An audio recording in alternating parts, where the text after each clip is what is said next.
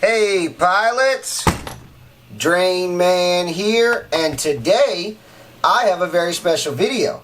Today we are going to take a full 5-inch racer that weighs about 299 grams, and I'm going to show you guys how to build a full size 5-inch racer that weighs almost half as much. Let's go.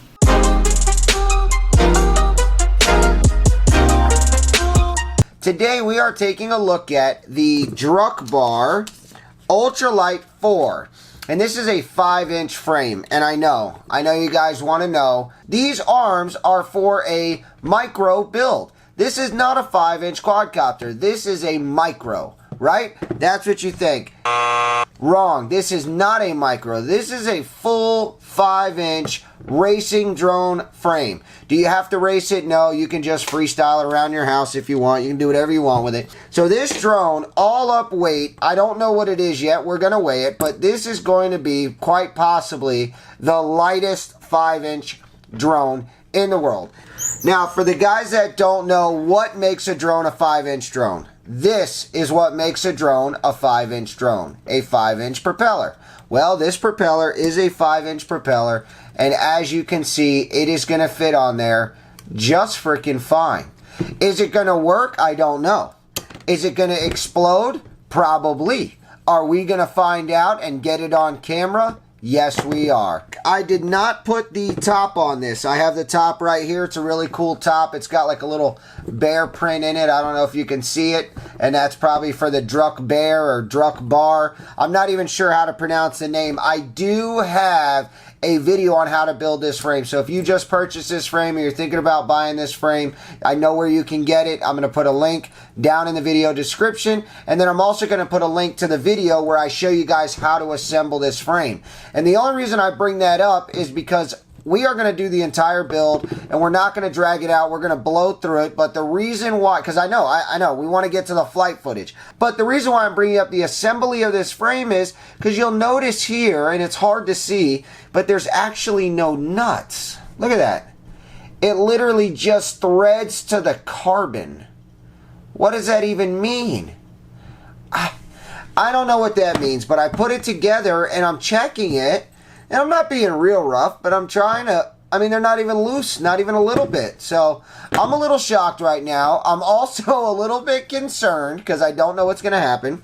And that leads me to my next thing. So I had to pick my components. Just like anybody who's getting ready to build a quadcopter, unless you're building something like the Mr. Steel Apex or, the Schizo Nova or the Ladrib Skyliner, and you're building something that's already been designed by a pilot and already has a list of parts that goes with it, you're kind of going to run into this scenario where you need to pick parts for it. So I had quite a time picking parts. I ordered 7 different ESCs. There's no way that a single ESC would fit on these arms. There's just no way. So we had to go with a 4-in-1. And what I did is I checked here in our stack requirements, looking at our actual mounting holes. It is a 20 by 20. So no big deal. We'll put a 20 by 20. Well, I ordered a 20 by 20 and it wouldn't fit. So I ordered another 20 by 20 and another 20 and another and another and another to the point where I finally was like, what the heck? And then I ordered this guy right here, and this is the HGLRC XJB. Alright, so starting right here with our stack, it comes with a cool sticker pack, who cares?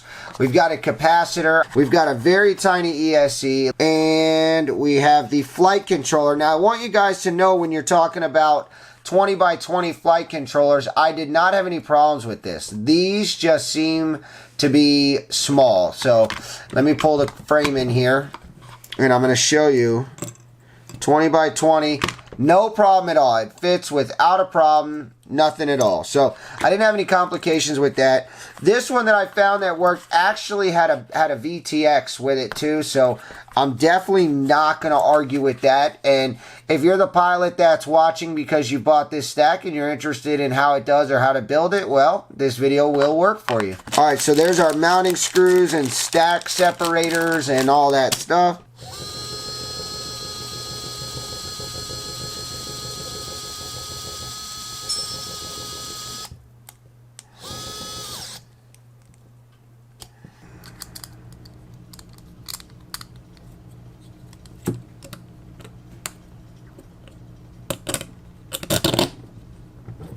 That actually looks really, really good. Alright, so we're going to leave it there, and we are going to move forward with the build. I think that that looks great. It gives us some space. And it's very important that when you're building, you make sure you have space between your carbon and your electronics. You don't want them touching. Don't cut that too close, guys. Alright, here we go. Let's go ahead and get our motors on, and then we'll solder the motors to the ESE.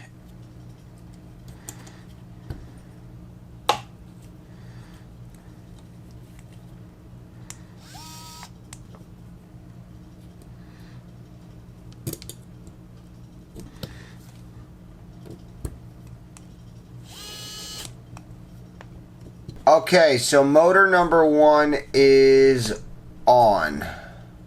And taking a look at it, it protrudes because it's giving you the option for both sizes, which it's like 11 and 17, something like that. I'm not sure. And that's actually looking pretty good. So we're going to go ahead and mount the other 4. I'm starting to get the giggles. This is exciting. What do you guys think? Is it going to fly amazing? Is it going to fly like crap? Is it going to be like the best 5-inch ever? Like, I don't know. I want to know. Is it going to break the first time we crash? What's going to happen? I'm going to put the other 3 on, and I'll meet you back here. Alright, pilots, there we go. All 4 motors are on. We are ready for the next step. Let's go ahead and solder up our wires.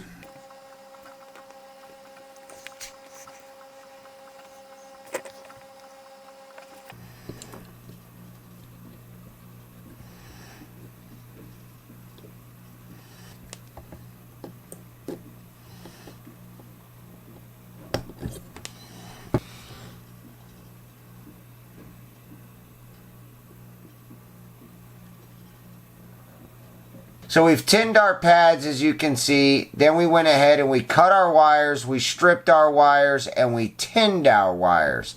Now we're ready to connect them.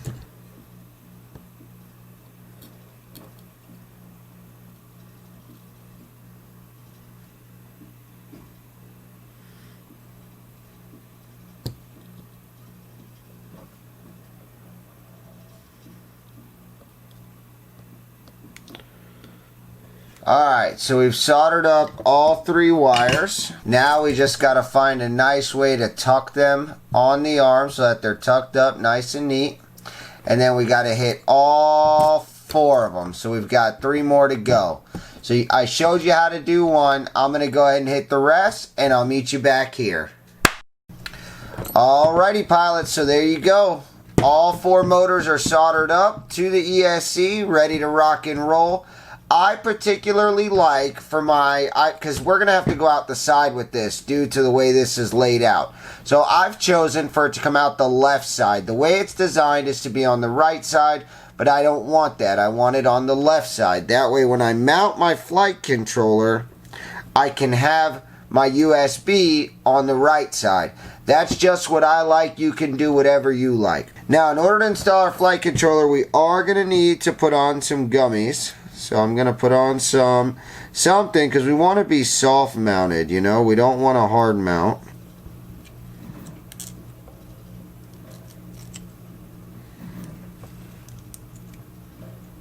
Alright, pod, so we have our flight controller on. You will notice that we have a little bit of gap in there. It's really hard to see, but if you look deep down in there, you can see where the plug isn't meeting all the way unless I push all the way down. And that's completely okay, because what we're going to do is we're going to mount our VTX, and when we lock it down, it's going to bring us down the rest of that way and give us a little bit of vibration dampening, so it's going to be perfect. Alright, let's head over to the next step.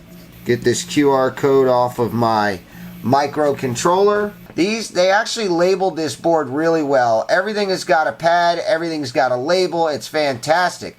But if you look on top, where are we going to put the Crossfire?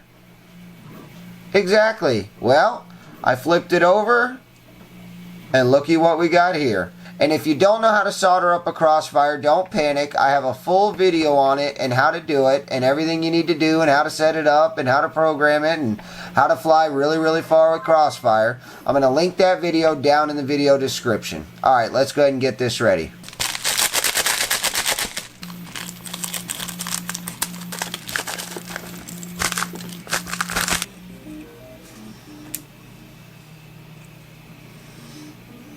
Alright pilots, the only reason I'm doing the Crossfire, or I should say the receiver right now, is because my pads are on the bottom. If you are rocking anything other than what I am, you won't have to do that. So if you have an FR Sky receiver or Spectrum even, or even Fly Sky, you don't have to worry about that. If you're going to run GPS or anything like that that needs a UART, you're going to have to solder first as well, just like me.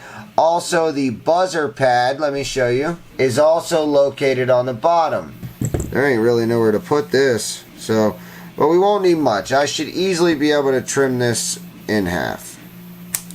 And I hope that I was right. Alright pilots, there it is. Flight controller is ready to go. We've got our UART soldered up. Remember, it's TX to RX, RX to TX. We did that right here. Then we flip it over. Now we got to get this little guy some power. Alright, so we've got our 5 volt and our ground. Good to go.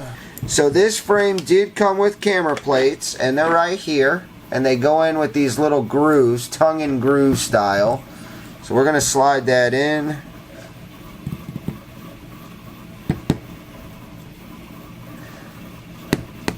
Okay, that seems good.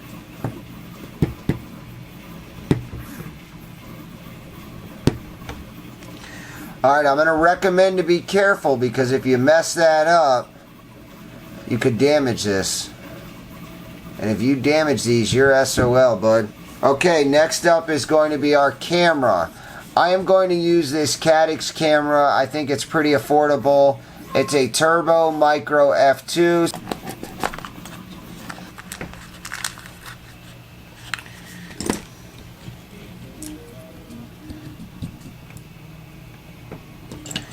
Oh yeah, that's the plug. Alright pilots, next up is the camera. I went ahead and got my Crossfire in. I tucked it underneath the flight controller and the ESC. There was a little pocket there. See that? It's not my first place of choice, and it's not where I want it to be, but we're going to make it work.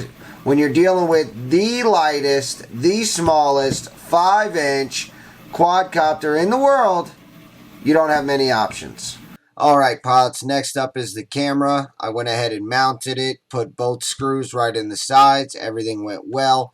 Then I wired it up. I only need power, ground, and video. I gave it 5 volts. That's all it needs. It does have more of a range, but that's all I gave it. Then I went ahead and I put the mounting lock nuts on top. I spinned them all the way down to hold it nice and tight. It is sitting on grommets, so I should be good there. After I give it a final spin, I go ahead and de-pin my VTX cable, because it's got the option to output 5 volts for the camera, but I want to run with the OSD, so I powered the camera off the flight controller.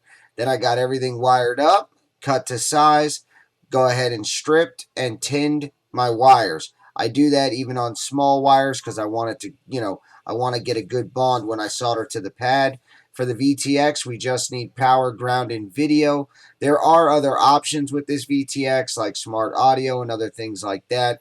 I really don't see this to be that type of drone to need all of those features. I just need the basics, because it is going to be the world's lightest frame, so I'm just trying to get in the sky. I don't need the fancy schmancies. Then I go ahead and I lock down my whole stack, get everything nice and tight, and now we are ready to figure out our mounting solutions for our antennas. For the record, this stack did not come with any type of solution for a power cable. I didn't receive a connector. I didn't get heat shrink. I didn't get wire. I got absolutely nothing. So then I took an XT30. It was my choice to use XT60 or XT30. I decided to roll with the XT30 because I'm going to be using a 850 milliamp hour battery, so it's not going to be huge. Plus, I am going for the lowest amount of weight possible, so I used the smallest possible I could, and then I soldered up the wire, soldered up the pads, and got it all together. Alright pilots, we have reached that point now. We're going to go ahead and check it out. I did put the capacitor on. It's freaking huge. I've got to find another solution. I might just see if I can get away with running without it. I have my little handy watch here, so we're gonna start this thing up. Let's see what happens. Okay. Let's see if we've got video. Perform a search. And, oh, I saw something. Oh yeah, there it is. Alright, pilots, there you go. We are rocking and a rolling and a rocking and a rolling. Alright, pilots, so I went ahead and I took the capacitor off. There just really wasn't any space for it. Now, it is only a 4S, so although I should have it, I'm going to roll without it. There's not a lot going on here, so I might be able to go without having one. So let's get our antenna situation figured out, because this is a very small frame. It is the world's smallest frame. Smallest 5-inch quadcopter. So I got to find somewhere to put my video. And this looks like it's going to be a challenge as well.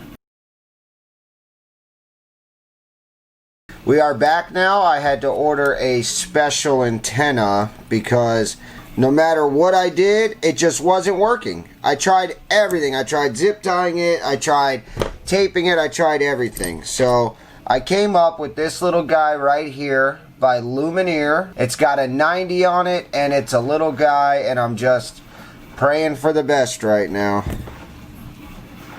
So we're gonna pop that in. It's the only way to stay out of the props. And oh my gosh, it don't work. Maybe I can turn the VTX sideways and come up out the side.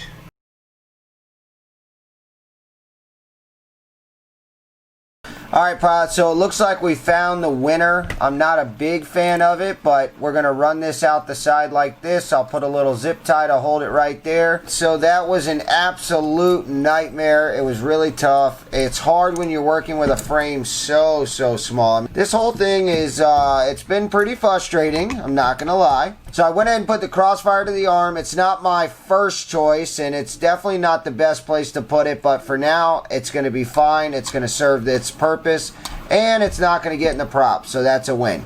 Alright, pilots, let's go ahead and set this thing up, and then we're going to take it to the sky. Okay, she arms. Oh my god. Wow.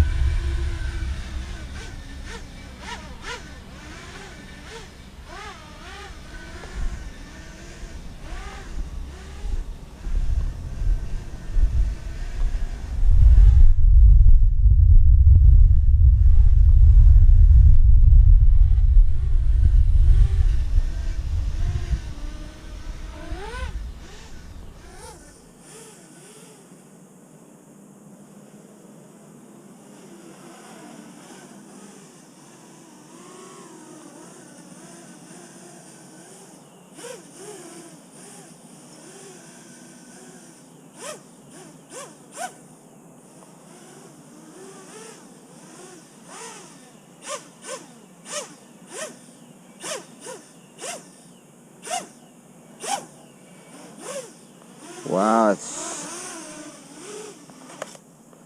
so freaking light.